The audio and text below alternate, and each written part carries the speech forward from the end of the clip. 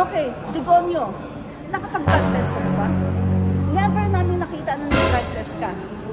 Siguro dapat ikaw ang magpa-drug test. Ipa-drug test mo na rin yung mga anak mo, yung mga mukhang adik, no?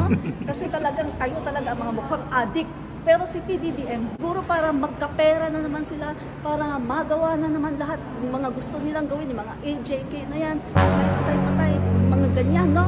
So, ang masasabi ko dito, talagang mga buhaya, mga matatakaw sa kapangyarihan, talagang wala silang iniisip kundi yung kanilang political ambition. Kaya ang masasabi ko sa kanila, ikakampanya ko talaga sa aking mga followers, no to Amy Duterte Manotok. Anong klase kang kapatid? Wala kang kwenta. Wala kang kwenta. Ikaw ay traidor. Hindi ka lang traidor sa bayan, hindi ka lang traidor sa kapatid mo. Traidor ka sa mamamayang Pilipino. Kwenta, kapatid. Traidor. Ma'am, may tanong po kami. Ano po inyong pangalan? Ang pangalan ko po, ako po si Admin Rich. Unang-una po muna, kapag hindi ko ito ginawa, ay nakunagot ako kay Mami Zen, no? So, Mami Zen, Danga, shout out po sa inyo, pati sa mga Tugon vloggers, no? Hello po kayo dyan, at sana ay nasa mabuti kayong kalagayan. At yan, Mami Zen, Danga, yun lang. Yun. Ang unang tanong po namin, ma'am, Okay. kayo po isang political vlogger, di ba po? Opo. So ngayon, dahil trending sa social media, kumbaga nga, ang ating Duterte at Marcos. So, anong masasabi niyo po doon regarding sa mga Duterte, doon sa kanilang prayer rally na tinatawag? So, ano pong reaction niyo, ma'am, as political vlogger po? Unang-una po, yung sinasabi nilang prayer rally, hindi naman po yun prayer rally talaga. Kasi ang concept po ng prayer rally, kaya nga sinabing prayer, kasi mostly nagagawin nyo doon, magpipray talaga kayo. Pero doon sa nangyari sa Davao, hindi po prayer rally, kundi rally ng talagang political at paninira. Character assassination ang ginawa nila sa ating Pangulo, kay F. Elisa at saka kay Speaker Martin Romualdez. So, binalutan lang nila ng magandang pangalan na prayer rally, pero ang totoo ay paninira rally. Yun talaga ang totoo nun. So, ano po yung reaction nyo dahil sa maraming binabatikos talaga ang ating Pangulong Bongbong Marcos po? Pero still, kalmado pa rin ang ating Pangulo. Ang Pangulo kasi natin very professional Tsaka talagang siya, napakapasensyoso, hindi siya kaagad na nagre-react. At talagang kapag siya ay sumagot, talagang napaka-professional, no? Talagang magaling, matalino, excellent, no? Yung presidente natin. At dito sa mga ginagawa nilang paninira sa Pangulo natin, my God, 1.5 year pa lang ang Pangulo natin, tapos ganito na sila. So masasabi ko dito, talagang sila yung mga buwaya, mga gusto na manatili sa kapangyarihan, na talagang gusto nila, kakaupo lang nila, kakatapos lang nila, pagkatapos eto gusto na naman nila na talagang kunin yung Malacanang, yung seat ng Malacanang, siguro para magkapera na naman sila, para magawa na naman lahat yung mga gusto nilang gawin, yung mga AJK na yan, patay, yung mga ganyan, no? So ang masasabi ko dito, talagang mga buhaya, mga matatakaw sa kapangyarihan, talagang wala silang iniisip kundi yung kanilang political ambition. Kaya ang masasabi ko sa kanila, bigyan yon ng time ang ating Pangulo, dahil for 1.5 year ng ating Pangulo, nalampasan na niya si Rodrigo Roa Duterte. Walang binatbat ang Pangulo ng mga DD sheets. Sa totoo lang, no, kung mag-research kayo, mga kaibigan, ang dami-daming mga achievements ng Pangulo natin, mga kaibigan, sa lahat ng aspeto. Kaya si Rodrigo Roa Duterte, sa totoo lang, ang mga DD sheets, walang binatbat kay PBBM. Yun ang totoo. Ma'am, isang example po ng mga nagawa ng ating Pangulong Marcos. Unang-una po sa lahat, no, doon pa lang sa kanyang pambansang pabahay. Mga kaibigan, halos 1 million na ang naipamahagi ng ating Pangulo Bongbong Marcos. And then nakita niyo naman yung achievements niya, di ba? Siya lang ang nag-iisang Pangulo na nakabura ng 64K na utang, no? Ng mga magsasaka, 64K lahat yun, ng mga magsasaka, namigay pa ng mga land titles. And then, anong ginawa ng ating Pangulo ngayon, mga kaibigan? Eto, pinapaganda niya itong Ilog Pasig, Esplanade, talagang pinapagdugtong niya yung mga tulay na yan, no? Sa Ilog Pasig hanggang dyan sa may Manila Bay, Laguna Lake. So dito mga kaibigan, napakaraming achievements talaga ng ating Pangulo. Kung atin talaga itong isa-isahin, hindi tayo matatapos. Meron pa siyang 194 flagship projects at ongoing yung mga tulay na pinagdudugtong mga kaibigan, yung mga farm to market roads, yung mga roads yun and then may mga tulay pa.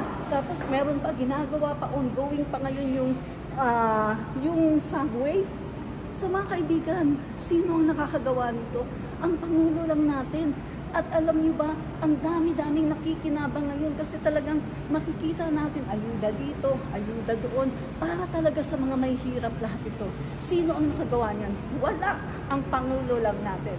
Sabi ko nga sa inyo kung matitino ang mga Pangulo na nagdaan, bakit nagkaroon tayo ng 6.5 million backlog na pabahay? So ibig sabihin ito, yung mga nagdaang Pangulo ay walang ginawa. Kung may ginawa man, hindi sapat. No? So ang Pangulo natin ngayon talagang responsible, loving at talagang mahal na mahal niya ang mga mamamayang Pilipino at lahat ng kanyang mga programa ay talagang para sa mga Pilipino. Mama, ano masasabi mo, nabudol ka daw kay Pangulong Bongbong Marcos? Ang masasabi ko, nabudol ako kay Duterte at kay Sara. Doon ako nabudol. Pero kay PBBM, hindi ako nabubudol, no?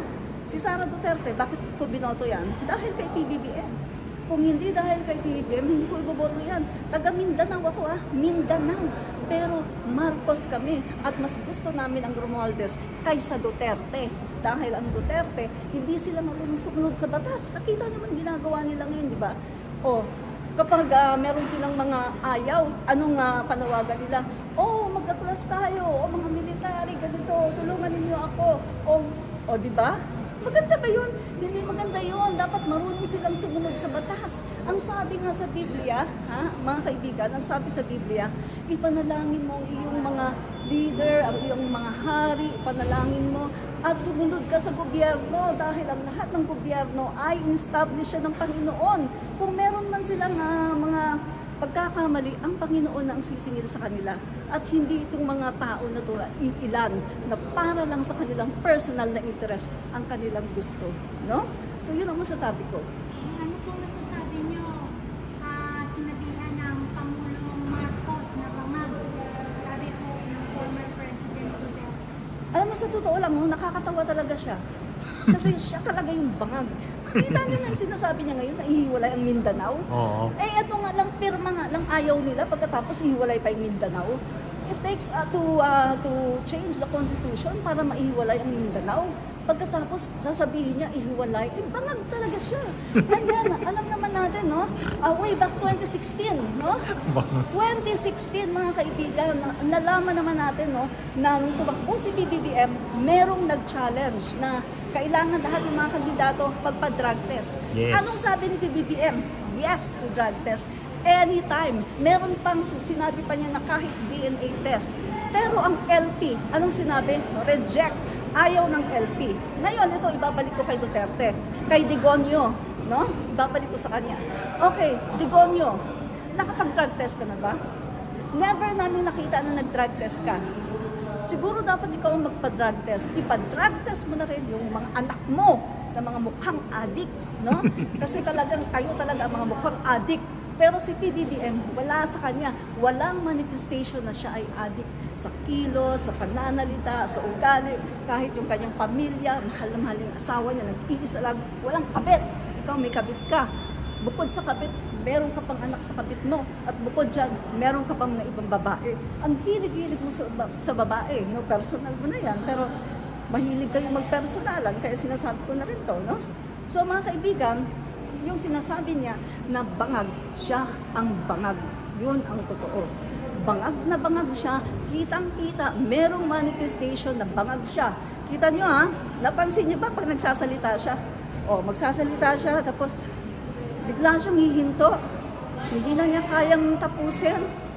Pagkatapos mag-iiba na naman siya ng topic. And then hihinto na naman siya, mag-iiba na naman ng topic. yung kanyang utak parang hindi na nagpa-process ng tama. Kasi nga, brain damage na siya eh. Sa totoo lang, brain damage na talaga. Siya ang bangag. Pati yung mga anak niya, bangag. Diba? Yun lang. Ano naman ba masasabi nyo ngayon dahil kumakampi po si Senator Amy sa mga Duterte? Yun. Alam mo, pagdating kay Amy Duterte Manotoc, wala na ako dyan, no? Walang Marcos, sabi ko nga sa inyo eh, no? Wala na akong pakialam kay Amy Duterte Manotoc.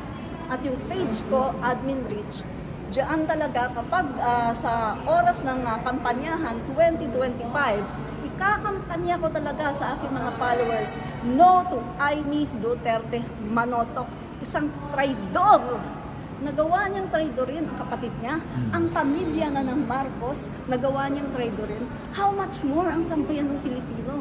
Hindi ko ma-imagine, kapatid ka, nakikinig ka doon nasa Davao, nakikinig ka habang nilalait-lait at sinisiraan ang iyong kapatid.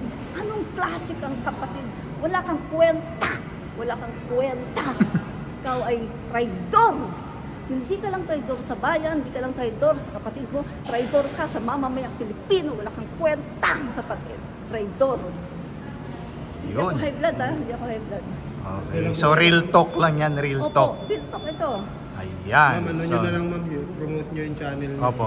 O sige po, Admin Rich po. Doon mo siya mapanood guys, naka-live po siya lagi. Admin Rich. Admin Rich.